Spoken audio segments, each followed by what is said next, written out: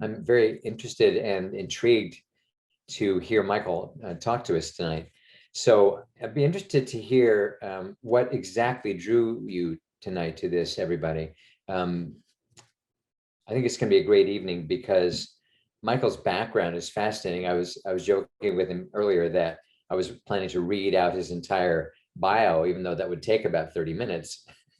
So then he'd have a good 30 minutes to talk himself. I won't do that. But it's a fascinating background. And he's currently, he's a master career coach, certified life coach.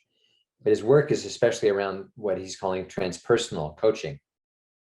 And meaning working with the whole person, which I think probably everybody on this call either already gets that idea or is intrigued to learn more about that idea. So this would be kind of probably right up your alley, everybody. He does work around career coaching, from whether that's people starting out in their career or executives.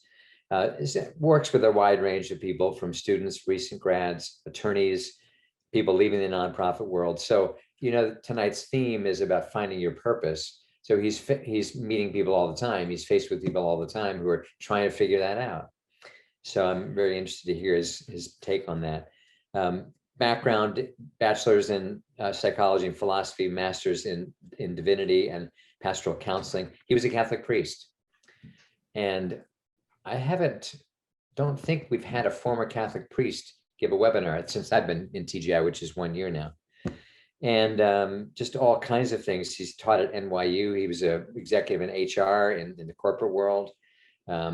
He writes a blog around the issues of meaning and work. Does a lot of work with people searching for jobs, but trying to help them find what their purpose is, not just find a job, right? So, yeah, 25 years in senior levels in human resources. That's an interesting world. 30 years in ministry and pastoral counseling. He took the Graduate Institute's course called Coaching with Spirit, which is I've not been through it, but as I've read the manual and talked to people who've been through it, it's a very impressive program. It's what I gather is the people attending it feel transformed in the process of going through this coaching course. And of course, the intention is that as you gain those skills of your own transformation, you're able to then coach in a way that helps others transform their lives in ways that are powerful and meaningful. So fascinating background. He's got the Long Island boy in him, as you'll hear when he opens his mouth. I got the Jersey boy, but I don't sound like that until you cross me, and then I'll tell you I got people. I know people. I actually am from New Jersey.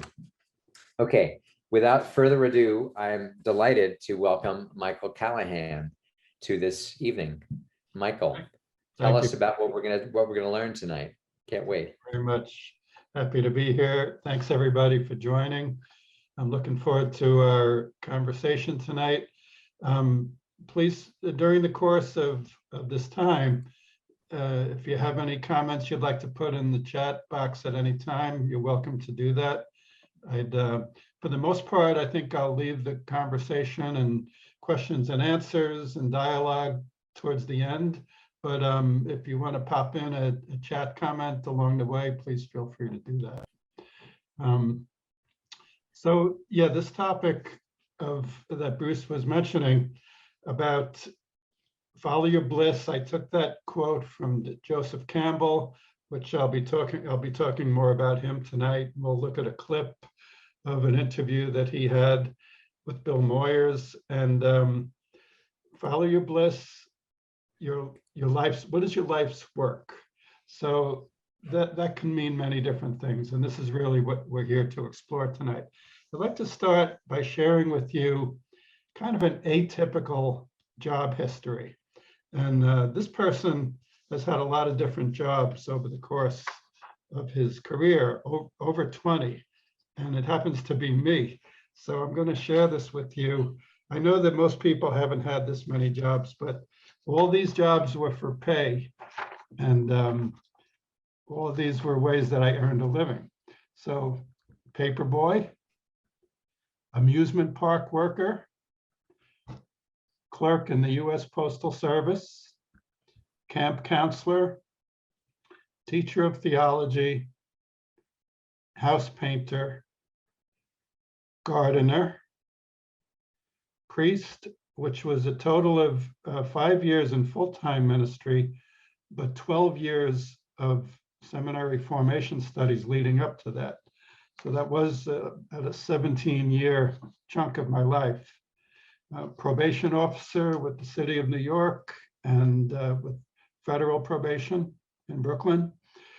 Bartender, wedding officiant, chief human resources officer for 25 years, human resources consultant, headhunter, writer, college professor, teacher of meditation, and executive coach slash life coach slash career coach.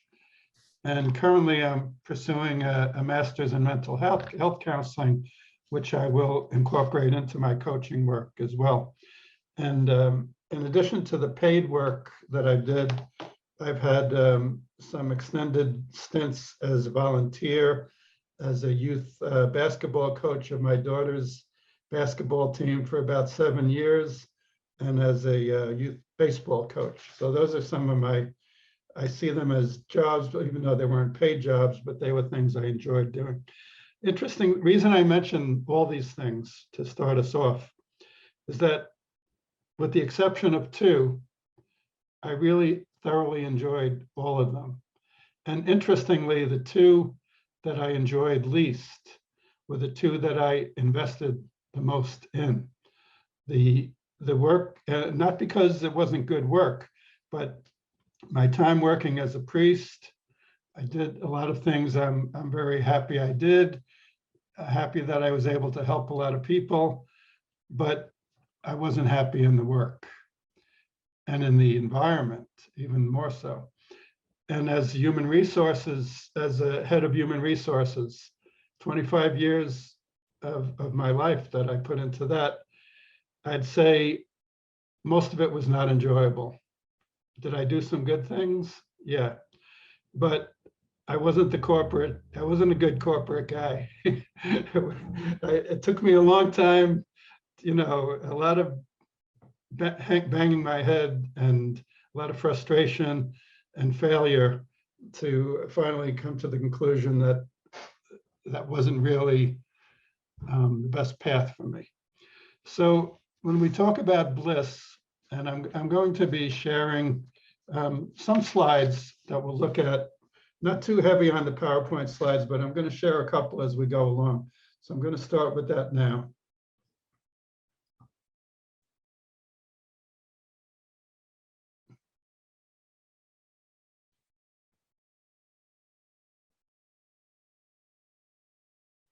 And if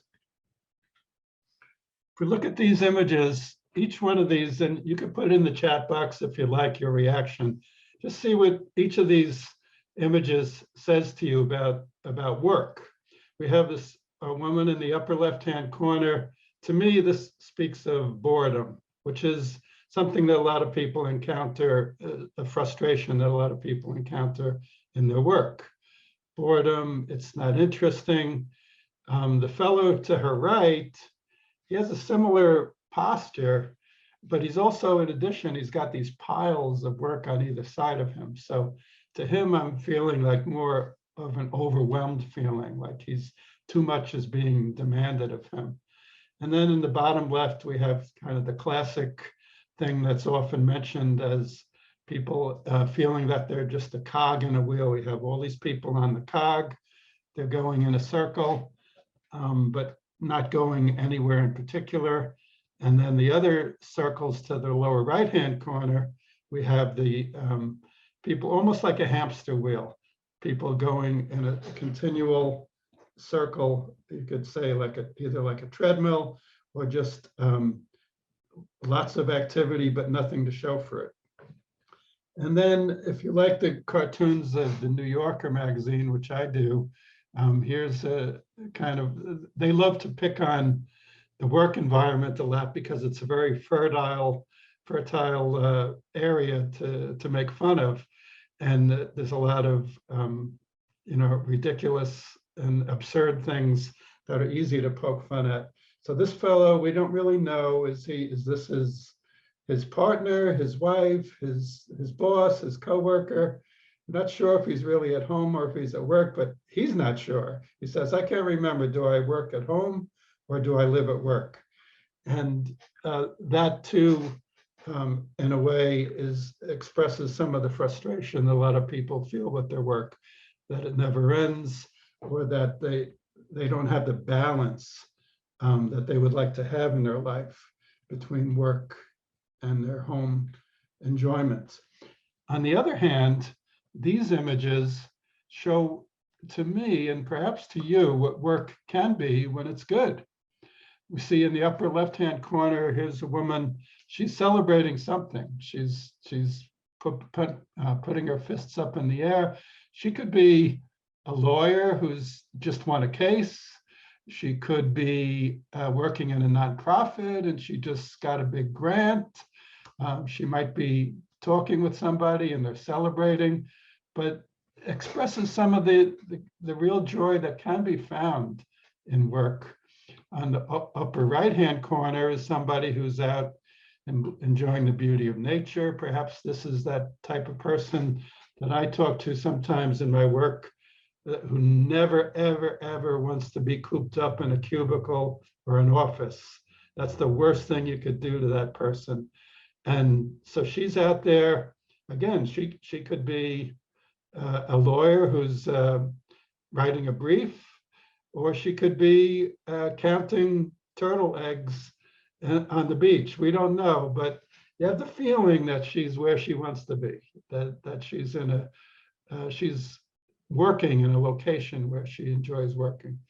Lower left-hand corner, you have people kind of showing to me the social aspect of work, which some people, as we've heard this about school too, with virtual school, but also with virtual work, as it's become more available during and after COVID, that sometimes people lose the social aspect. You see here people smiling, they're looking into each other's eyes. There seems to be a good vibe going on that we're working on something together, and they're enjoying doing that with a physical presence, not just on a screen, but they're even closer and they can hear each other's voices better. They can see the body language, everything that comes with being physically in the same room.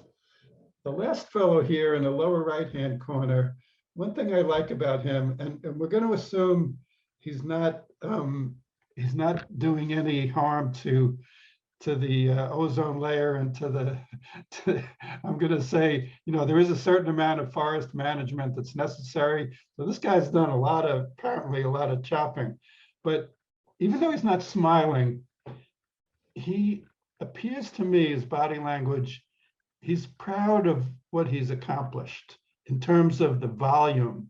And that is can be one of the rewarding aspects of work. When you look at something as, I did all that, I accomplished all that.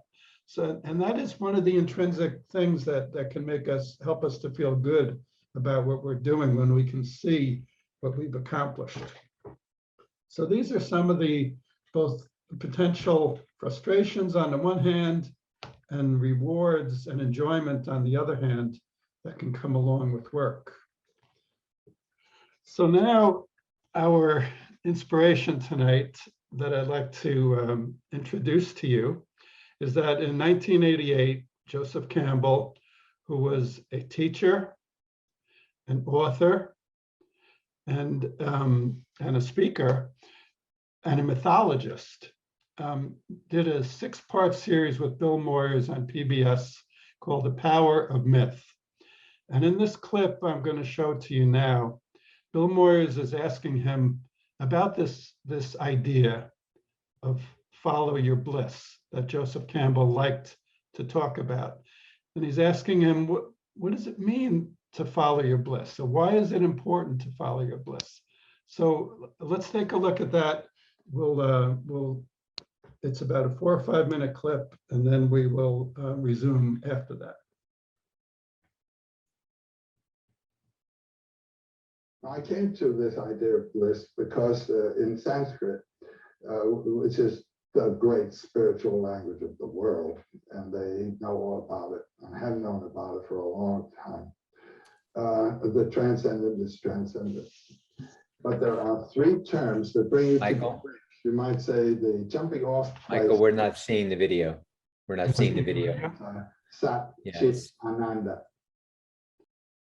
The jumping off place to the ocean. And the three terms are Sat Chit Ananda. And Sat, the word Sat means being. Chit means full consciousness. And Ananda means rapture. So I thought, I don't know whether my consciousness is full consciousness or not. I don't know whether my being is proper being or not, but I do know where my rapture is. So let me hang on to rapture, and that would bring me both being and full consciousness, and it worked. What was your rapture? Well, it started with Indians, and then it went on into more and more mythological matters and the realm of the arts, music, and when I met Jean, then the dance came in, and this is it. Just stay with that. And one doesn't have to be a poet to do this. Carpenters do it. A poet is simply one who's made a profession and a lifestyle of being in touch with that. Most people have to be concerned with other things. They get themselves involved in economic and other activities, or you're drafted into a war that isn't the one you're interested in. And how to hold to this umbilical, you might say, on those circumstances, that's a technique each one has to work out for himself somehow. But most people living in that realm of what might be called occasional concerns, they all have the capacity that's waiting to be awakened, to move to this other place. I know it, I've seen it happen in students. Wonderful way of teaching we had at Sarah Lawrence, where I taught for 38 years. I'd have an individual conference with every one of my students at least once a fortnight for half an hour or so. And there you're talking on about the things that students ought to be reading, and suddenly you hit on something that the student really responds to. You can see the eyes open, the complexion changes, a life possibility has opened there. And all you can say to yourself is, I hope this child hangs on to that, you know. They may or may not, but when they do, they found a life right there in the room with them. How would you advise somebody to tap that spring of eternal life, that joy that is right there? Well, we're having experiences all the time, which may, on occasion, render some sense of this, a little intuition of where your joy is. Grab it.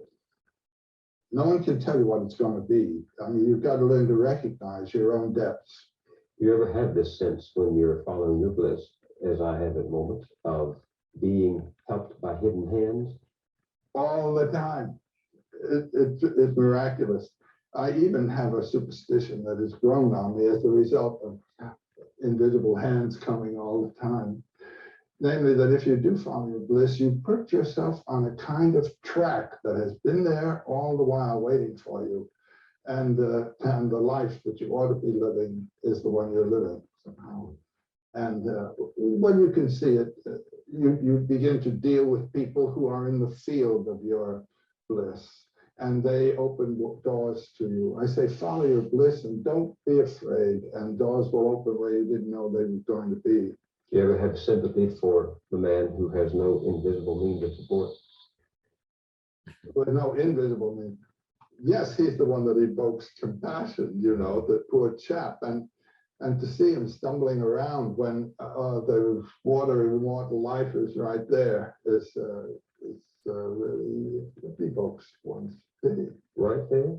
Hmm? Right there? You believe that? Yes. The waters of eternal life? Right there. Where? Wherever you are. If you're following your bliss, I mean, you're having that joy, that refreshment, that life all the time. I came to this idea of bliss because in Sanskrit, which is the great spiritual So, Joseph Campbell, he was a very prolific author as well. And his books, there's a lot of great content in his books, but when he speaks, my feeling is he's much more engaging in the spoken word than he is in the written word, because he's got that fire in his eyes, and he's got that, you can see the expressions in his face, how he's relating these things that are bubbling up inside him. He spoke about myth, because mythology was really his thing. He referenced it in that interview. He calls it, he started with Indians. He's referring to Native American culture and spirituality was the thing. As a boy, he went to the Natural History Museum in New York City, and he saw these Native American displays, and it just like lit him up. And that became his life's work, that he wanted to understand and study mythology. And he did it in many different cultures and many different traditions. The myth is the thing, the way he explains it, is what enables us, the most important things, the deepest, most profound parts of what we long for, we can't speak about them very well, or even at all. The deepest things, we've had those experiences, I think all of us, that we have this very deep thing that's going on, and it's hard to talk about it. But he says that myth allows us to get at it. We see sometimes in these stories, in these mythological stories, and we recognize it. That's what I'm feeling. That's touching on what's going on in me. So he saw a real relevance of when he talks about following your bliss, that mythology is a way that helps us along the way to following our bliss. So let me go back to the PowerPoint here a minute, and we'll go from there. There are many great myths.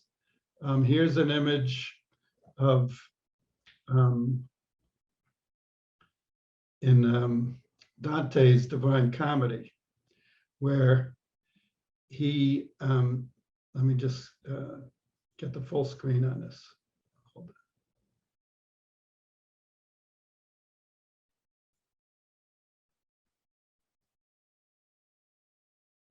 on.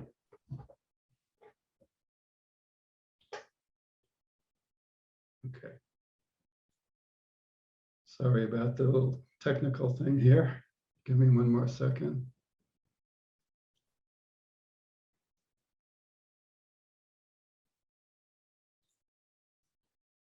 Okay. So in Dante's Divine Comedy, in the opening words, there's that famous opening line where he says, "In the middle of the course of our life, I awoke in a dark wood where the true way was wholly lost." He wrote this in the 13th century, and he receives a guide in the form of the Roman poet Virgil, who helps him navigate his way through the circles of hell, through purgatory, and ultimately he receives a second guide in the form of Beatrice, who shows him the way to paradise. And this type of mythology has inspired many people for centuries, when they feel lost, to refer to something like this, to say there is hope. If I feel lost in my career, if I feel lost in other ways in my life, there's people who have been through that before, and they've even written incredible stories about it, and it gives inspiration and hope. Another classic mythology is the earliest piece of English literature is Beowulf.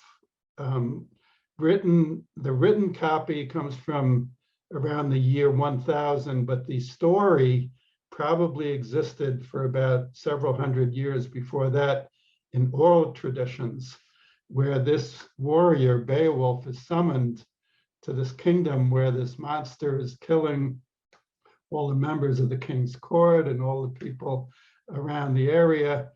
And he comes, he slays the monster, and they think that, okay, finally, we've gotten rid of the monster. But that night, the monster's mother comes, who's bigger and more powerful, and slays even more people. So he has to do battle with the mother of the monster and ultimately slays her. But you can imagine this story was passed on orally for hundreds of years. There's a reason why people felt that it was important enough to pass this on to their children, to their grandchildren, to their descendants, because again, it gives inspiration against a dangerous enemy, against daunting circumstances. This hero is able to prevail. So apparently there is something in us that desires to do things that are noble. But on the other hand, the work that is available to us to earn a living, we can perceive perhaps that it doesn't necessarily offer us opportunities to do things that are noble or to achieve great things. Another author I'd like to recommend to you is, his name is David White, who has written this book that I point out here called The Heart Aroused. He's written several books about work and creativity and the corporate world. And this one he calls Poetry in the Presentation and the Preservation of the Soul in Corporate America. And he's a poet, and I'm going to share with you a couple of paragraphs of a story that he relates in this book. I think we might all be able to think of similar stories in the course of our work where we come across similar situations. He has the added benefit for us of telling it so poetically as he does. So it goes like this. A man I know finds himself in a meeting room at the very edge of speech. He's approaching his moment of reckoning, and he's looking for support from his fellow executives around the table. Strangely, at this moment, no one will look at him. The CEO is pacing up and down on the slate gray carpet. He is asked in no uncertain terms for their opinion of the plan he wants to put through. I want to know what you all think about this, he demands, on a scale of 1 to 10. The CEO is testy. He makes it plain he wants everyone to say 10. And damn whether they mean it or not, he's just plain tired after all this time of people resisting his ideas on the matter. He glares at them. He wants compliance. My friend thinks the plan is terrible and that there's too much riding on his solitary ego. Everyone in the company will lose by it. He's sure also from the talk he's heard that half the other executives in the room think so too. As they go around the shame-faced table, the voices of those present sound alternatively overconfident or brittle and edgy. Most say 10. One courageous soul braves a 9.5. And my friend is the last to go. He reaches his hand toward the flame, opens his palm against the heat, and suddenly falters. Against everything he believes, he hears a mouse-like faraway voice, his own, saying 10. So for me, it's such a powerful expression of what corporate life can be and how it can be the opposite of following our bliss. Even if the work itself might be suitable, there's a lot that goes on in corporate life that can be not only not blissful, some experience it as even soul crushing. So with that, we have to take into account, what does following your bliss mean? It means perhaps work that we love, that we enjoy, but also, is it in an environment that I can thrive? Is it in a work culture that I can feel has purpose? And the work needs to be suitable work for us. I'm going to show you two images from, you'd have to have been around the 60s or 70s. These are two very famous people that show different aspects of work for me. So here we go. You can pop it into the chat box. Most people probably know the person on the right was married to a famous Beatle, and she has done a lot of great philanthropic work in her life. The fellow on the left is a baseball player who may be known to some as Ted Williams, played for the Boston Red Sox. Some regard as the greatest hitter of all time. By the way, not a very nice person, not a great, not a wonderful person to be around. But as far as what he was able to do on the field, nobody probably could surpass it. Each of these two people had an approach to their work that would determine whether it fit for them or not. If any of you have ever heard Yoko Ono's singing excursions, they could be a little hard on the ears. And if Malcolm Gladwell wrote a book called Outliers, where he talks about the theory that it takes generally about 10,000 hours to acquire a skill if the person has some foundation of talent to begin with. To master a skill would take 10,000 hours. So if a person wants to learn to be a musical artist and doesn't put in the time or doesn't have the requisite talent, you might get a situation where, even though the person very much wants to do this work, might even feel that this is what I'm meant to do. But we've all heard also the perhaps maybe not all of us, but it's commonly mentioned that the person who wants the person who has the dream in life, the blissful job of playing center for the New York Knicks, but is 5'8" tall, no matter how determined, no matter how many hours that person puts in, person might become a pretty good basketball player, but they're never going to play center for the Knicks because there's a requisite height generally that's necessary. So finding work that's suitable and even blissful requires determination. It requires the intention to follow a dream, to stick to it. And it also requires putting that time in, and it requires generally some aligning of ability, of a prerequisite ability. So can a person do whatever he or she wants? As sometimes people, I think, naively say to young people, you can be whatever you want. Maybe young people are not always given the best advice when they're told you can be whatever you want. On the other hand, sometimes young people are put down by, they express a dream to be this or that, and they're told you can never be that. So the more useful and helpful advice that can be given to a young person, or at any stage of a person's career, is to have a dream, have a work that you want to do, but also take into account the possibilities. Is it possible? Is it realistic?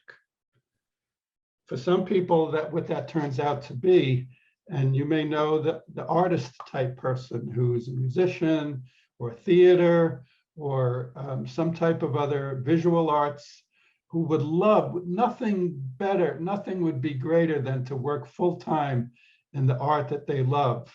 And some people work at it for quite a few years and then might come to a conclusion that I'm not going to be able to make a living at this. But they might say, well, it is my bliss.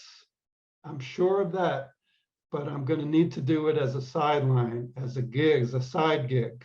And I might need to do something else as a day job.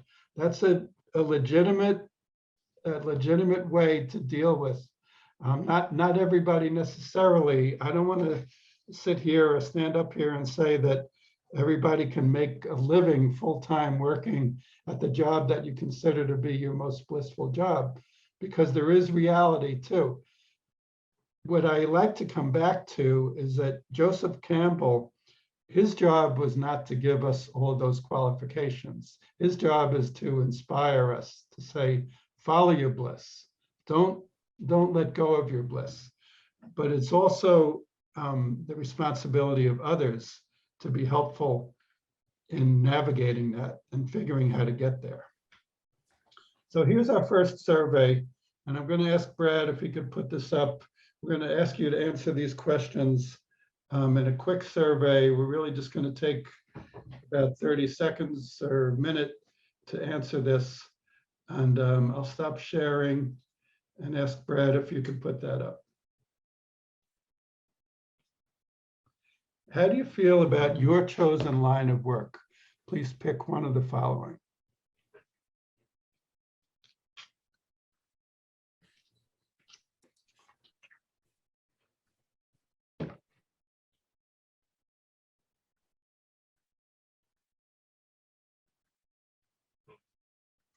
Okay, so what we're getting here is a somewhat of an even split.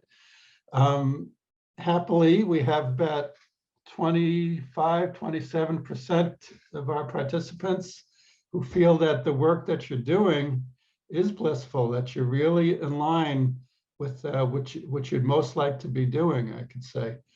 On the other hand, we have the same percentage, about 27%, who feel that their chosen line of work is honestly saying that it's soul crushing, that it's taking something out of you, that it's taking a toll.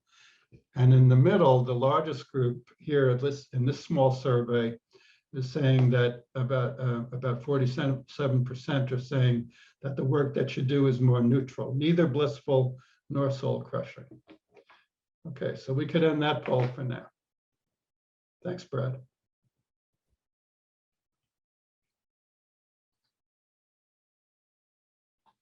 So we sometimes work in situations where the work is the right kind of work for us. We're well suited for it.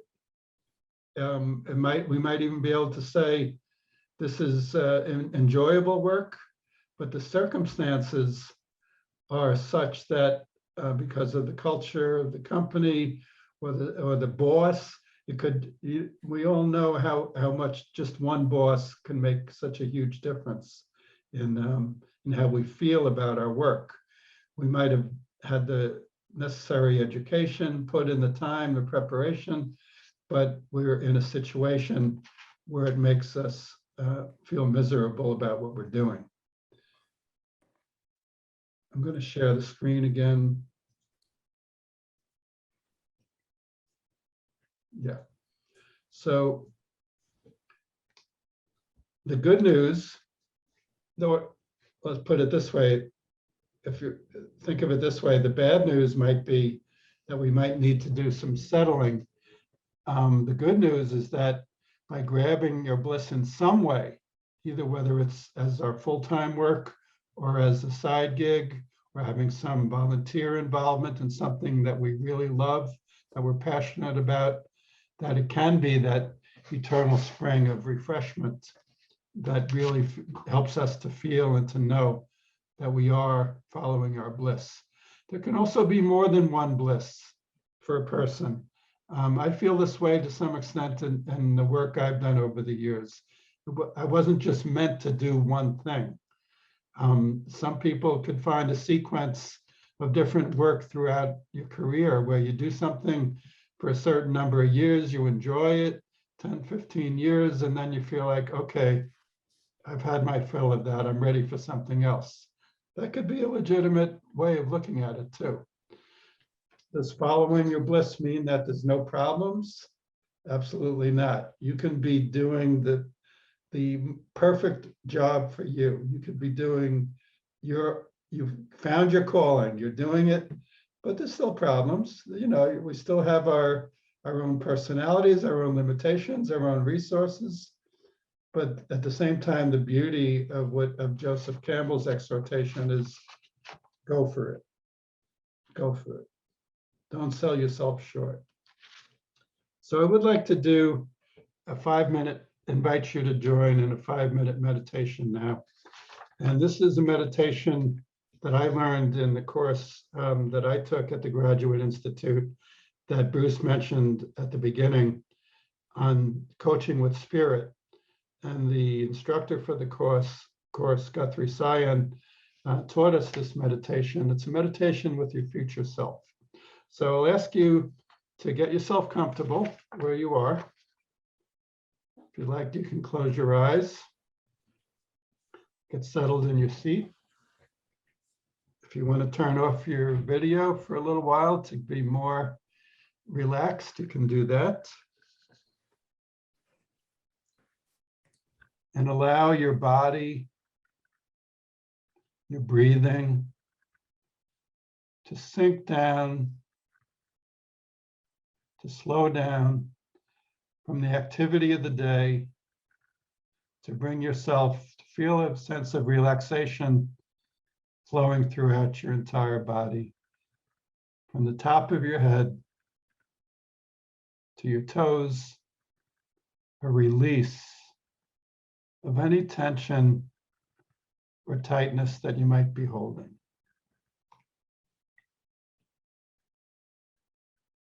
And imagine now that you're in a beautiful natural setting.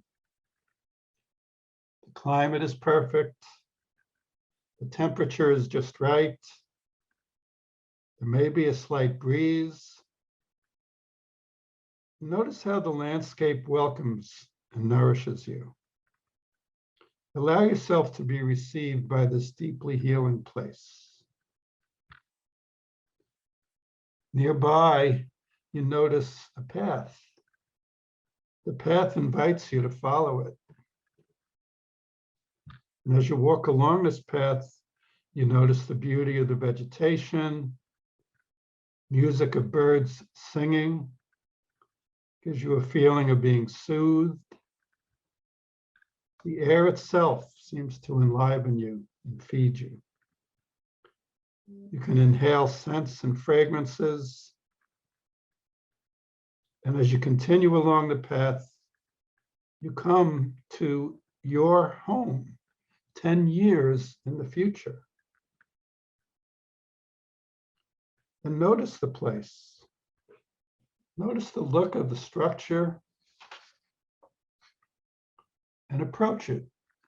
You open the door, and inside you see your future self, 10 years older than you are now.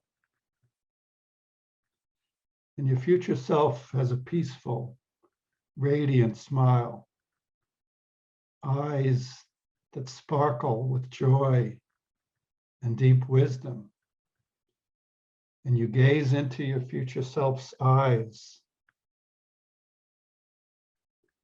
Your future self invites you inside, and notice what's in there, inside the room. And you're guided to a comfortable place where the two of you can sit and converse intimately. Now you can ask some questions of your future self. And I'll give you these questions and let the answers come in whatever form they might come. It could be words, but it could also be images or just body sensations, emotions, or even direct knowing. What began calling to you 10 years ago?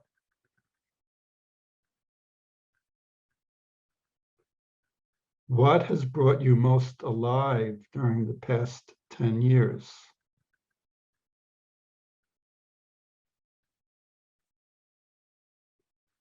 What contribution have you made during the past 10 years?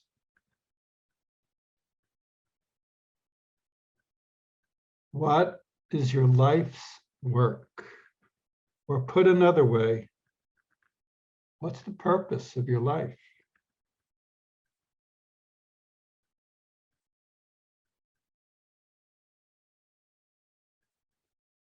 What wisdom would you impart to me?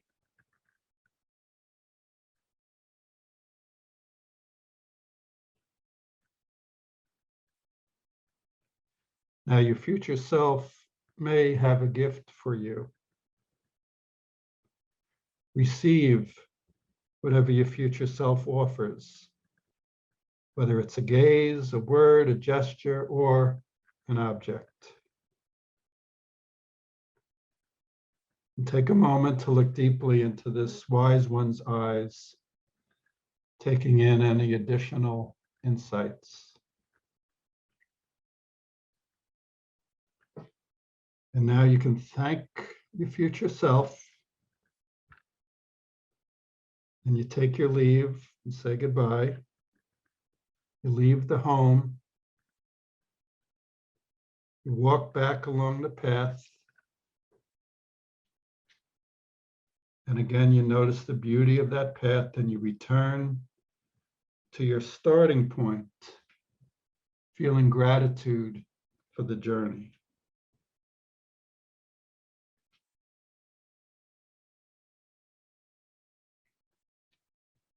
And slowly now you can begin to notice your breathing, become aware again of your body. You can stretch if you like, or move your feet. And when you're ready, you can open your eyes. Turn back your video if you like, and rejoin our gathering.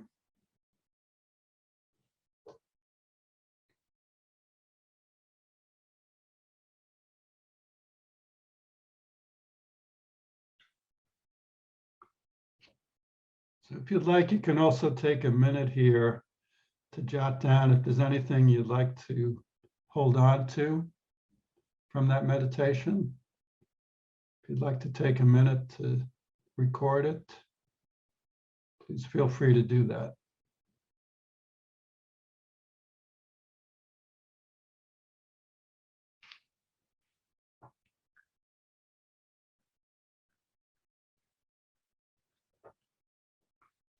And before we open this up in a moment to some conversation, I'd like to just share with you too, this is a book I could recommend when there's this and another book. There's the famous book about job search and careers. It's been around for 40 years called What Color is Your Parachute?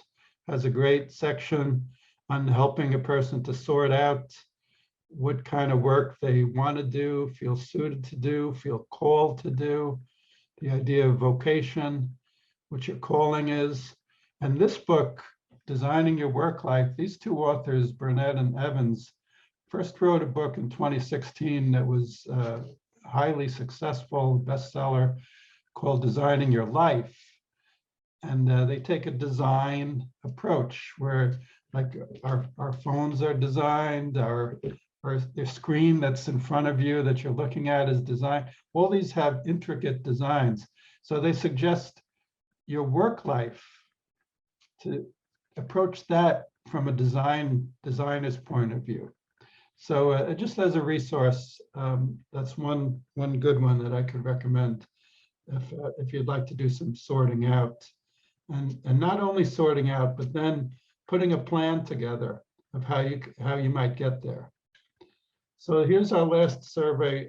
Brad, I'm going to skip the second one, and if we can go to the third survey, and I'll stop sharing the screen and ask if you could put up that third survey.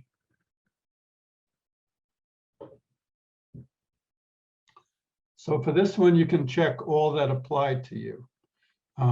What would be a rough draft of your design for your work life of the following choices?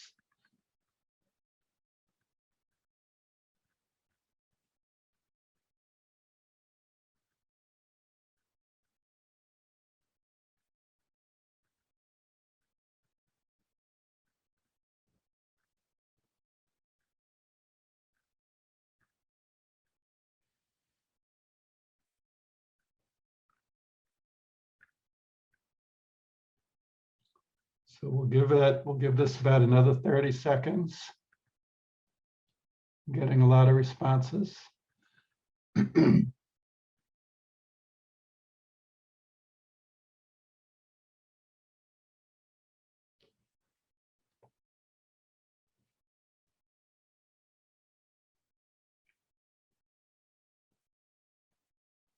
Okay, so the way this is shaping up,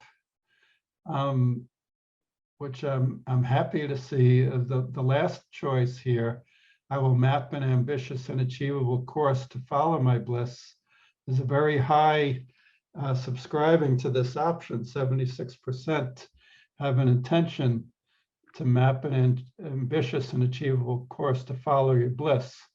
And then the other options are kind of spread out. There are a third of us feel that you can find bliss in the work that you're doing now. Also, about a third, a little more than a third, feel that you would need to make changes within your current work. So that's a big area which we won't have time to discuss tonight, but maybe for a few minutes during our conversation, that the job that is the current job, and that book I just recommended about designing your work life, they make a strong case for addressing that first. If you're unhappy in your job, first see what you can do to make your job better, if you feel that work is suitable for you, before you go looking elsewhere. Because sometimes we give up and sell ourselves short on that we don't think that there's anything we can do, when maybe there is. There is a fair percentage of people who feel that your bliss lies outside of your day job. So yeah, so thank you for all those comments. Thank you for all that sharing, and for your responses to the polls. So we'll stop there. And if I would ask Brad if you could unmute everybody, and anybody who would like to jump in, the question, comment, anything else, please feel free to do so now.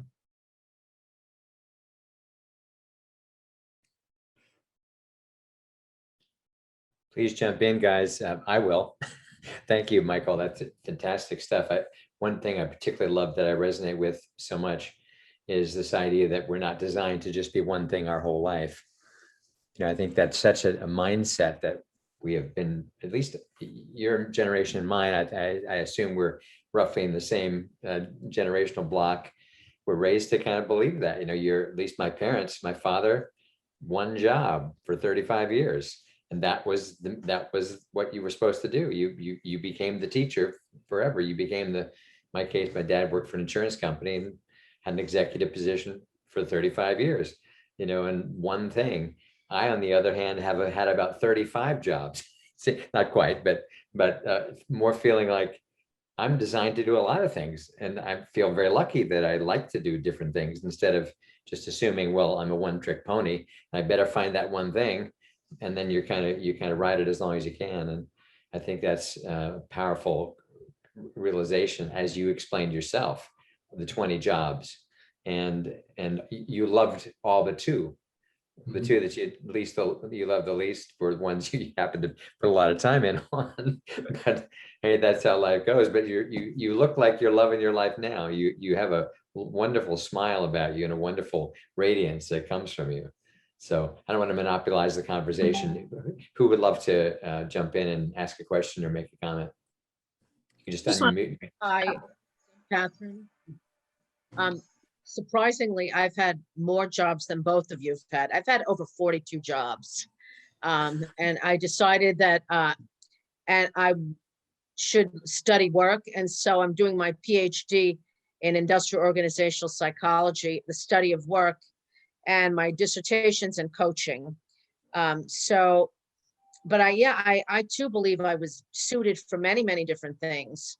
The one thread, though, that has been through all my jobs is that I've been an executive salesperson for a lot of those jobs, to make money for corporations, make them lots and lots of money, until, of course, I either quit or they decided to fire me because I was making more money than the person that brought me on, and that has happened several times. So, and I also worked as a music agent with classically trained musicians and opera singers.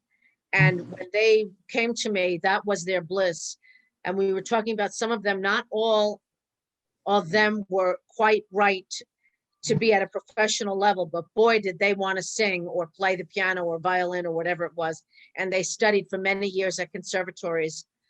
And it was heartbreaking sometimes when they weren't aware of just how much work they really needed to get to. And thank you for sharing, Joseph Campbell. That's about all. I don't want to take up too much time. I know time is short. Thank you. Thank you. Shira Mospa. Oh yeah, there you are. Yeah, I just went back to school, so I'm used to raising hands now on the chat. But the word life's work to me sounds really scary because it sounds like a chore. It sounds very punishing. So I've chosen to replace the work with focused energy, and that's more calming. And like you, Catherine, I'm planning to pursue a PhD in something, maybe even clinical psych. But how do you blend and reconcile, following your bliss with the concept of work, even though in real life work isn't always fun, what's that meeting point there? And how can I further change the way I think of the word work? And I also feel like, life's work for me sounds like, a soul purpose, which to me even sounds more scary. So any thoughts on that? I'm a little, I'm a little bit stuck in that realm of not knowing where to place things in my head when it comes to that.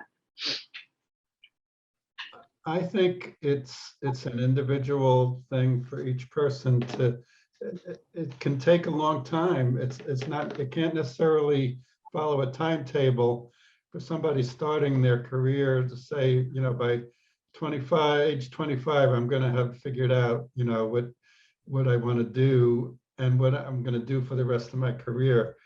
What is blissful and what I do to pay the bills, it would be wonderful if they always met, but they're not always able to meet for everybody.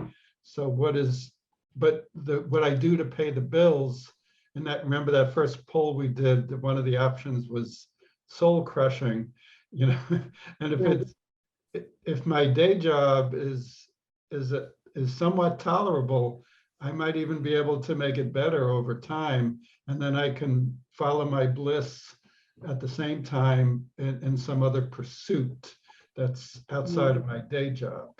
That's kind of people that I talk to who have that same type of dilemma that you're describing. Oftentimes, some type of arrangement like that is what they arrive at. That they need to do something tolerable to pay the bills, but they're not going to give up on their bliss at the same time. They're going to pursue it in other ways. Yeah, thank you. And just one last thing. Do you think that we all really do have a life's, our life's purpose, quote unquote? How do you think about that? Even that to me sounds like, yikes. if I haven't found it. What's going on? That's a profound question, Shira, and I think we all have a place in us that we can access, that wants to make a difference, that wants to do something noble, that wants to do good. Whether that translates into a statement of this is my life's purpose, that may not be how it translates for everybody, that they can put it up on the wall and say, there it is, that's my life's purpose. Not everybody can maybe articulate that in such concrete words, but still does have the desire to make a difference. And that desire to make a difference is what informs that, the people who are calling it a life purpose. I think that's where it flows from. Yeah, thank you. Yeah. I'd love to, if you don't mind, I'd love to just make a quick comment on that, because I was pondering that same question today of the difference between your life's purpose versus the career. And why I thought of that is, some of you know, I mentioned this earlier briefly, of an organization called Heart Math. And I was one of the creators of that organization, and 30 years ago in California. And before we even had something called Heart Math, it was a group of people that had formed together around a guy who became the founder. Doc Childry was his name. And I will never forget, because it was one of those seminal moments in my life, where we were sitting outside around a campfire or something. And I found myself saying words that I had not pre-planned. And I basically said, I know I am meant to be a man of the heart. I am meant to live on the path of love. And I wasn't trying to come up with what's my life purpose. I just found myself saying it. I thought, that's what I'm here to do. And that wasn't the job. It wasn't the job I could find on Craigslist or talk to a recruiter. And luckily, this organization was forming called Heart Math, which gave me an opportunity. I was part of it very actively, and even CEO for over a period of 20 years. But it became something that has always guided me through many different things. But the fact that I knew, for me, that the path of love, becoming a man of the heart and living as much as I could from my heart, would animate and advise everything I did, inform everything I did. So that was, again, I wasn't like hunting at that time. I wasn't like trying to find my life's purpose. It kind of like hit me at one point. Wow, I'm supposed to love. That's why I'm here. And so everything I do needs to somehow represent that. So anyway, I don't know if that kind of story is useful for people, but. Thank you. Yeah, very. Thank you. I noticed Paul had his hand up too. Yeah, I just want to say, great presentation. I can say Mike actually did some life coach work with me, which really is transformed my life. So I just wanted to mention that. But I love that. And one of my, issues that I find all times, especially with my generation,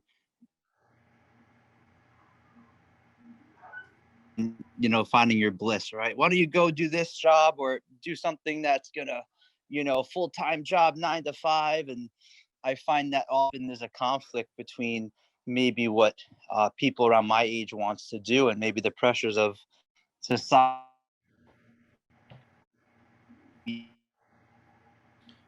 We're losing you a little bit, Paul. With the special needs community, and people always joke me, "Oh, say again."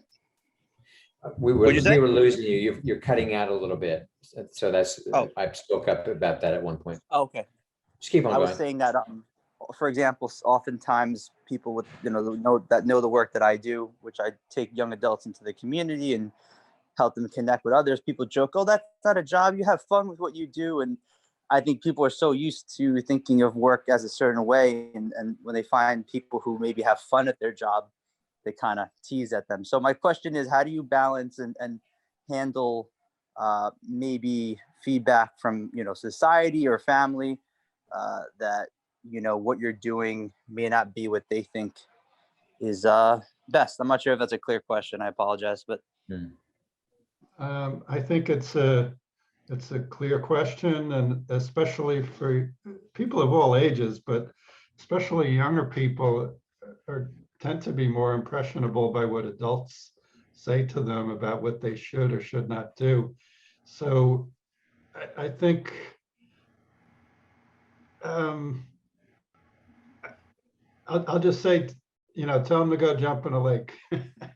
If they're telling you, what you love doing, and you love doing it, and somebody else is telling you, you should do something more serious, you just have to, almost take Joseph Campbell literally and just follow your bliss, and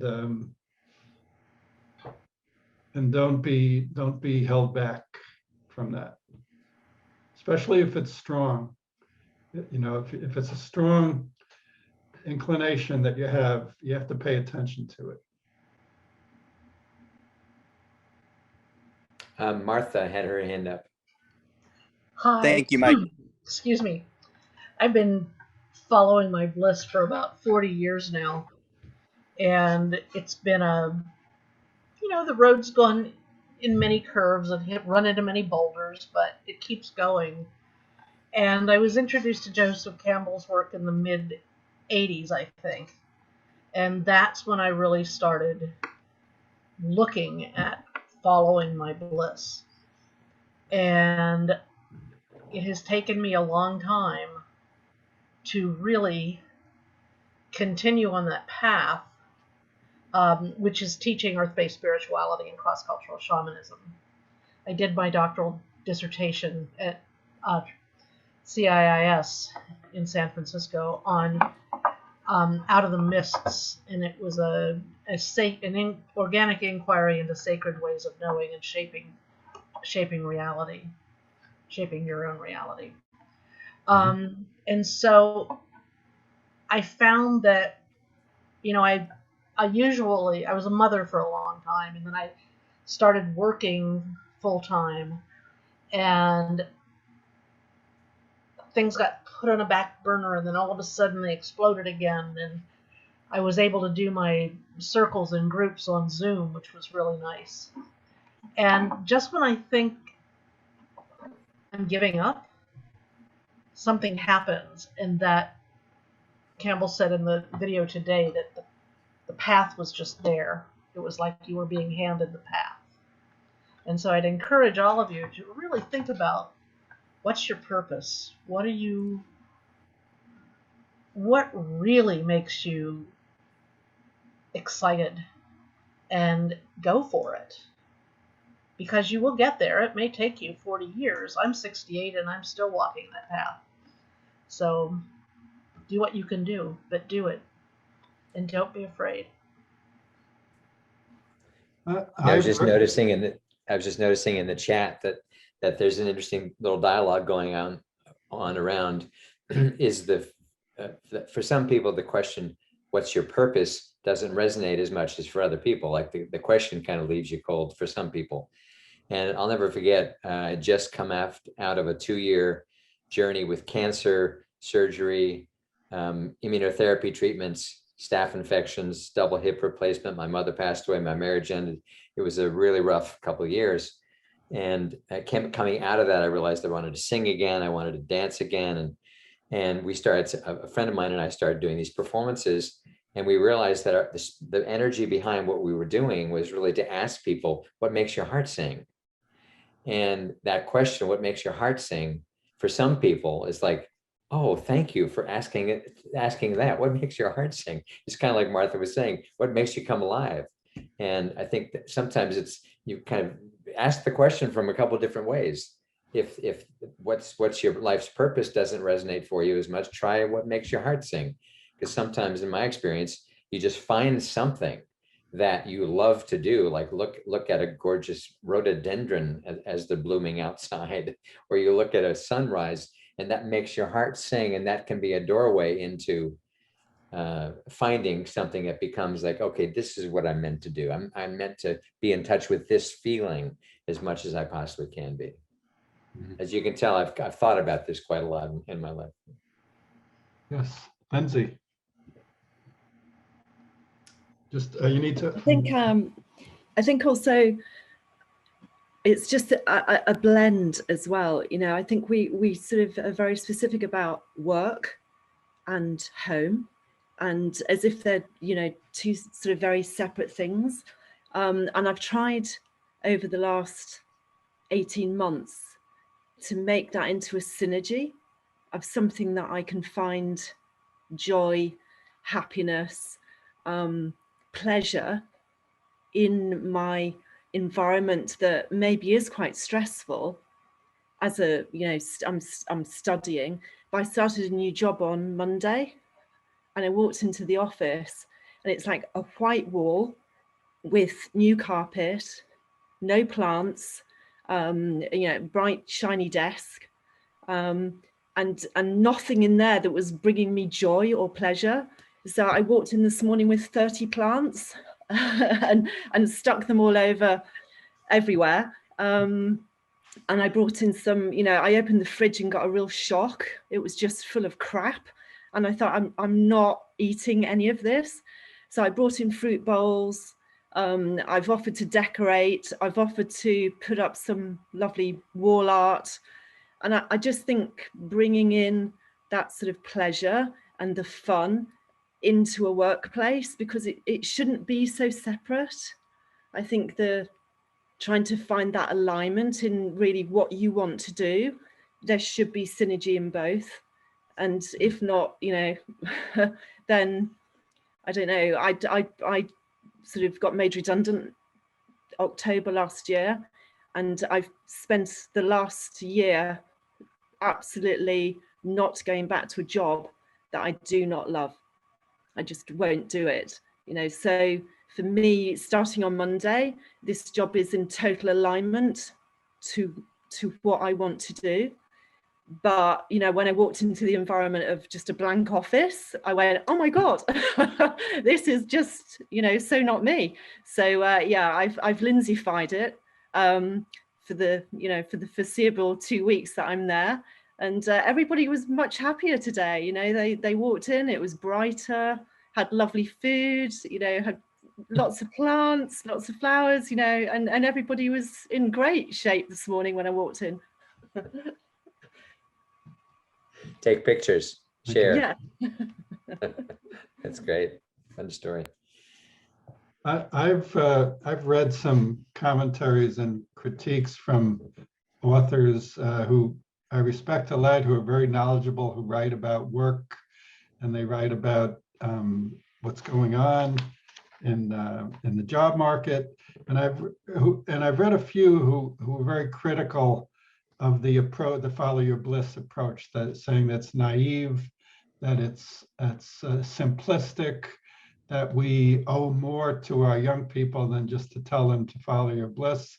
So my response to that is that the risk, for me, the risk is more if we tell a person, don't try, what are we telling them? Don't try? You might, yeah, you could fail, but there's a lot of very successful people who say that failure was their teacher. I don't want anybody to fail, but it's possible somebody could give it a really great shot, you know, following their bliss and go in a direction it doesn't work out. But you can still learn from that, and you can still move on from that. I think the greater risk is telling people not to try, to be afraid to fail. And that's where I think what Campbell is saying is such a great service to us, to remind us to dig deep, and to go for it, and to try to do what we love in some way. Well, I think it's beautifully said, Michael. I believe that the tragedies of life or the failures of life are made so much easier when we have some things in our life that we can feel a sense of awe for, feel grateful for, feel the magnificence of a flower, a sunrise, a baby. I have one of the people that work for me here at the Graduate Institute. Her name is Nalia, and she has an 18-month-old named Sophia, who has the most amazing cheeks ever allowed on a baby's face. Every time Sophia shows up at a marketing meeting, Oh, thank God. We so needed to see Sophia today. And, you know, it doesn't mean we have bad meetings, but to have these moments that can bring us utter joy, that's following your bliss too. You know, to be open to allow a bad mood to suddenly change when you see a child that just completely delights you. So I think that's a quality, to be able to be grateful and to dive into the absolute magnificence of nature, or a line of poetry, because that's what we often need to get out of those moments that are so hard and challenging. And like those of us being locked down for 18 months and are huggers, you think we haven't suffered? I'm serious. Both my parents were huggers. I am programmed to hug. It's been rough, but anyway, I've said my piece. Michael, is there anything, we're pretty much out of time, but is there anything you would like to add in closing? Any words of wisdom? You've got a lot of life experience and wisdom and beauty inside you to share. Any final comments you'd like to make? No, I'll just share two things, because I've been thinking a lot about this webinar over the past week or so. So I'm noticing more people following their bliss. So I was telling Bruce and Brad before we got on that I noticed over the weekend, Conan O'Brien was talking about ending his late night show after 12 years. And he gave this very touching speech about he gets to do what he loves, and how grateful he is that he loves comedy. He loves to do it. So it's all around us, really, when we're noticing it, that there are a lot of people following our bliss, and the opportunities are there for us to do it too. So thanks, everybody. Michael, thank you so much. And all of you who are still here, thank you for all the contributions. It was a very engaged group tonight. Thank you, Michael, the way you orchestrated between the video and the polls and getting people chatting. It was really refreshing and wonderful to see how much people had to share in a topic like this. So thank you all for coming. These webinars we do at least one a week pretty much, and have been done for at least 18 months. We have a great, easy to remember website called learn.edu. My favorite URL of all time, learn.edu. How we got that 20 years ago, I will not know. But those of you wanting to know more about the coaching program that Michael went through as an alumnus, it's called Coaching with Spirit. And we're actually starting a level 2 of it soon in August. Those of you who are already coaches or may have gone through it. Lots of things that we do that kind of from different angles help you get in touch with your purpose, finding your purpose. So I really thank you, Michael, for reaching out to us and for sharing yourself and sharing the beauty of your heart tonight, and your wisdom. And you have a presence to you that is lovely to be around. So thank you. Thank you for that. My pleasure. Thank you. Thank you, Michael. Thank you. Yeah. So thanks, everyone. And anybody who couldn't come tonight, the link you got for tonight can be shared. So feel free to share it with somebody else. It's being recorded. We're almost done being recorded. So I think that'll be available at some point in the next, I don't know how long, a few hours. So again, thank you all. And what a pleasure. Have a great rest of your week. Stay cool. If you live in the Northeast, man, we had like 95 Fahrenheit. Lindsay, that's like 40 or something crazy. It was super, super intense. Yeah. All right, everyone. Thank you so much. Good night. Take care. Thank you. Good night. Thank you, Mike.